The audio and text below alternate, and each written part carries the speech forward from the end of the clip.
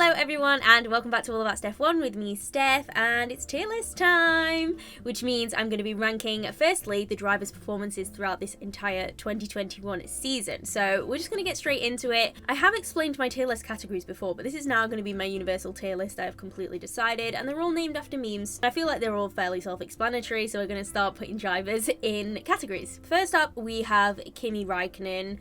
I think the Raikkonen season was actually really good. A nice one for him to end the season with. The Alfa Romeo, I reckon, was probably the 9th fastest car. What I'm going to do is I'm going to put Kimi in happy clappy, because I do feel like his season overall was quite good, especially considering the machinery he was in, and he beat his teammate Antonio Giovinazzi very convincingly. Next up, we've got Sergio Perez, and I'm going to put him in You're Doing Amazing, Sweetie, because I actually think he had a really good season. It's such a difficult environment to be that second driver in the Red Bull, but I think he coped brilliantly. If he could just get his qualifying up a little bit better, and if, he was a little bit closer to Max and Red Bull hadn't made some questionable decisions to pit him to take away fastest laps from other people, then I do think that Red Bull would have won the Constructors' Championship. And I think that Checo has demonstrated some incredible driving throughout this season, namely in Abu Dhabi. That defensive driving was fantastic. His drive in Mexico, his drive in Baku, so he has had some really stellar drives this season, and I do think that he has been on top form. Charles Leclerc. I think he had a good season overall, and I think he was very unlucky, which is what I think it's characterised by. I'm going to put him in happy clappy because I don't think he did as well as potentially he could have. Those pole positions were... Do you know what? No, I'm going to put him in You're Doing Amazing, Sweetie, because he got 2 pole positions in a Ferrari, which was the 3rd fastest car. And at the beginning of the season, when he got those pole positions, it was definitely not the 3rd fastest car. I would have argued that the McLaren was faster. He had a pretty strong season. He has had some unlucky bits, but I am disappointed as to how well he actually matched up with Carlos Sainz as his teammate, but we'll get onto Carlos a little bit later. Robert Kubica stepped in for Kimi Räikkönen for 2 races. I believe it was the Dutch Grand Prix and the Italian Grand Prix. I honestly can't remember watching this. I don't think he did anything super special, which is why I'm going to leave him in I Pretend I Do Not See It, because it's difficult as well. The Alfa Romeo is not really a quick car. Fernando Alonso, wow, you're going up and You're Doing Amazing, Sweetie, and that is no cap.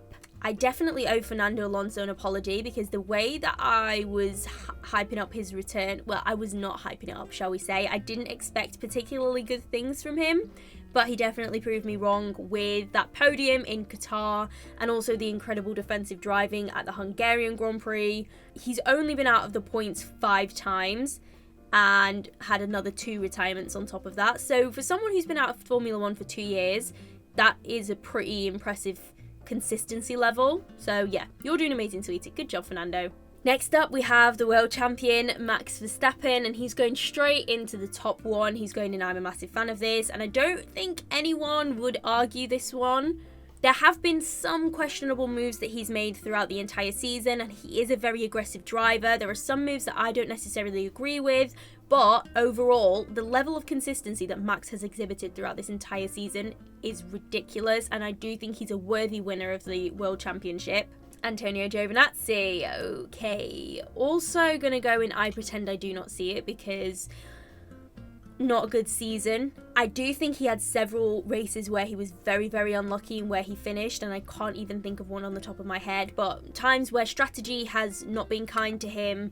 So I do think that he deserved a couple more points finishes, but to finish the season on only 3 points in comparison to Kimi as well, and what Kimi was doing in that car, I'm disappointed with what I saw. I'm very excited to see what he's going to do in Formula E, and Formula E is a lot more unpredictable than Formula 1, so there will be opportunities for him to do some amazing things. So we'll see. George Russell, okay. I'm going to put George in oh no, I'm putting too many in You're Doing Amazing, Sweetie. I am going to leave him there though, because 4 points finishes in a Williams. Hats off to you, George. And a podium finish. Now, I know this Belgian Grand Prix race was a little bit of a farce, but still, to qualify so well, top job. Even though George has made some mistakes this season, it has been great to watch him on this final run with the Williams. Not quite a top drive. Maybe we'll see that next year. He needs to work on his starts as well, because often what we'll see with George Russell is he will start maybe in P13 from a great Q2 performance, and then we'll see him drop down the order. So work on the starts, George, because that can't be happening in Mercedes. Okay, I'm putting Yuki in happy clappy because I think that his season was not as bad as everyone was making it out to be. He was a rookie, so you have to allow him to make some mistakes. Towards the end of the season, he definitely came into his own. Maybe I'm putting him a little bit too high. I might just put him in average because, yeah, we're going to put him in doubt because that is the average one. I think he will do a lot better in the 2022 season now that he's kind of got his foot in the door, now that he's kind of found his feet in Formula One. That's the analogy I'm trying to say. But yeah, Yuki's season it didn't start off great, but it has got a lot better towards the end, especially with that P4 finish. So go Yuki. Lance Stroll, I feel like this is going to be controversial, but I am going to put him in happy clappy.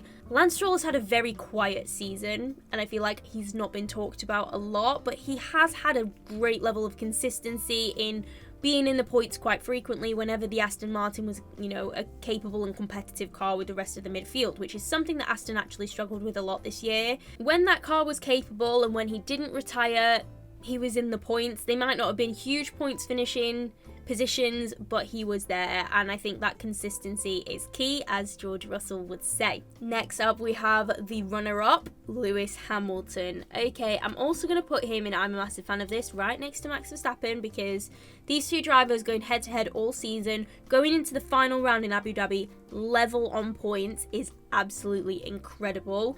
What Lewis did in a car that was most of the time slower than the Red Bull was absolutely fantastic. And he had some great drives, especially towards the end of the season. The whole run from Brazil to Abu Dhabi was a complete level of dominance that, we hadn't really seen from Lewis Hamilton throughout the 2021 season. And I think it was absolutely fantastic. So he's going right alongside Max, and I think it's where they both belong. They were so far ahead of everyone else. Anytime, even Valtteri and Sergio could not keep up with Max Verstappen and Lewis Hamilton. They would literally sail off into the distance. So I think that tells you all you need to know. Next up, Lando Norris. Okay.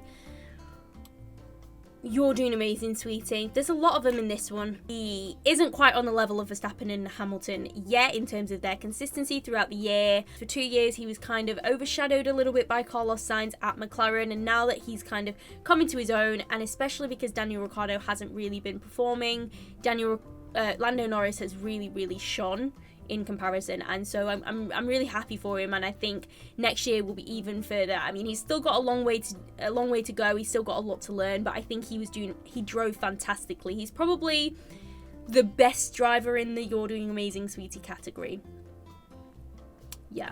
Mick Schumacher. Okay, I'm gonna put him in happy clappy, and this is because the Haas is trash. That car was bad. And yet Mick still managed to do some decent stuff with it. He was always leaps and bounds ahead of his teammate as long as, something hadn't gone wrong with his car. Obviously, he was a rookie. He still made some errors. Oh no, now I'm talking myself out of it. I'm going to put him in doubt. He had a couple of Q2 appearances, once at the French Grand Prix and another towards the end of the season that is now escaping my memory. Another thing that sticks out to me is that incredible defensive battle that he put up against Max Verstappen at the Hungarian Grand Prix. I'm really excited to see what Mick's going to do in some capable machinery. So hopefully we'll see a turn for the Haas next year, because you know what, I would actually like to see Haas be competitive again. I do miss the days in 2018 when they were actually able to pick up points. Wow, I am a Nicholas Latifi fan, I will say this. I am going to put him in doubt, because I expect a little bit more from him, but I do think overall it's been a good season. It's been much better than his first season in Formula One in 2020. There have been a couple of times in which he outqualified George Russell in qualifying. There were also a couple of points finishes. Hungarian Grand Prix, I think he also finished in the points in Spa. I'm happy for Williams in general because they definitely deserved to pick up points this year. They weren't the worst car like they have been in, recent years. So very happy. Nicholas Latifi could do more, and I'm hoping that if the Williams has strong machinery next year, we'll get to see another side of Nicholas Latifi that we haven't seen before in Formula 1 yet. Next, Nikita Mazepin. He's going in yeet. There were many spins, many incidents that he was involved with, very aggressive driving, ignoring blue flags. So there have been several instances of Mazepin driving dangerously, and I think he belongs in the yeet category. Maybe we'll see him do better next year. I don't know. I think his driving has matured towards the end of this season, but he is still too far off the pace of Mick Schumacher, so really needs to work on that. Pierre Gasly, what a dream. He is my driver of the season. Out of everyone, out of Max, out of Lewis, Pierre, I'm sorry, he's right up there for me. I can't tell you a single huge error that Pierre has made this year. Look, let me just give you this Pierre Gasly stat. He scored points in all but 4 races throughout the entire season, and he had 2 retirements. So that's 6 races that he didn't score points in. But that level of consistency is mega, especially from a midfield driver in the 6th fastest car. The amount of times that we saw Pierre Gasly qualifying P6, P5, P4, I don't even have words to explain how impressive his driving has been, especially in comparison to Yuki Tsunoda. I know Yuki is a rookie, but Pierre has honestly just completely blown him out of the water, beat him in qualifying 21 out of 23 races. It's just been mega from Pierre, and I'm going to stop talking about him now. Maybe I'll do another video on him. Daniel Ricciardo up next. Ooh. Oh, he's going in I pretend I do not see it. I'm really sorry. I'm a big Daniel fan. I really love his driving style. Last of the late breakers. I just don't think it suits the McLaren, and I think that that's where the problem lies. There have been a couple of races when he managed to get it switched on, where he managed to make it work for him, like Monza, where he was definitively ahead of Lando Norris and actually really deserved the win because of how well he performed that weekend. But apart from that, we've been hoping that he'll get better, but unfortunately it just hasn't kind of manifested in the same way that we've all been hoping it would. Esteban Ocon, happy clappy. I will say Esteban Ocon's season started strong. Then he was announced to stay with Alpine, and it kind of, dropped right down, and then came back at the Hungarian Grand Prix, and, it was right up on the high. And since then, he and Fernando Alonso have been pretty much on par with each other. I will say that Fernando has had the edge. He did end up finishing ahead in the Drivers' Championship, and I do think that overall he was a more competitive driver. But the scenes that Esteban Ocon was creating this year, I've been really happy to see him finally come into his own. He looks confident in the car. He feels assured, because I feel like Esteban Ocon's future in Formula 1 has always had kind of a question mark next to it. And now that he's secured this long-term deal with Alpine, I feel like he's not going to be struggling as much with that insecurity over his future. Very similar to Valtteri Bottas in his situation. So yeah, hopefully we'll see some great performances from Esteban Ocon. But overall, I think he had a really good season. Not quite as good as the You're Doing Amazing sweeties, but he belongs in happy clappy. Sebastian Vettel. I do think sometimes I'm really harsh on Sebastian Vettel on this channel, but it's because I expect so much from him, and I think he's a fantastic driver. I've always said that I don't think he did as well as Lance Stroll this year, regardless of finishing ahead of him in the Drivers' Championship. I do think that Lance had a better overall season. We saw incredible glimmers of what Seb is capable of at Baku, at Monaco, at the Hungarian GP, but I feel like those have inflated what his season has been like, and we almost perceive it to be much better than it actually was, because at the beginning, there was a real lack of consistency in the first half of the season, which is understandable because it is his first season with Aston Martin. But at the same time, this is a four-time world champion, and I kind of expect a little bit more consistency from him, especially when Lance Stroll was exhibiting a level of consistency that Seb wasn't able to reach. And so I'm going to leave him in doubt. That's not because it's bad, it's just because I think his season was average, and hopefully we'll see a much stronger season from him going into 2022. Valtteri Bottas, happy clappy. Bottas has been a great driver for Mercedes. This year, I do think he's been extremely unlucky. Monaco was a bad one, and I don't think he's been as good as we've seen him in previous seasons. He got Mercedes the Constructors' Championship alongside Lewis Hamilton. I think he did a good job, but I don't think he's on the level of the guys in You're Doing Amazing, Sweetie, so I'm gonna have to leave him in Happy Clappy because it was just good.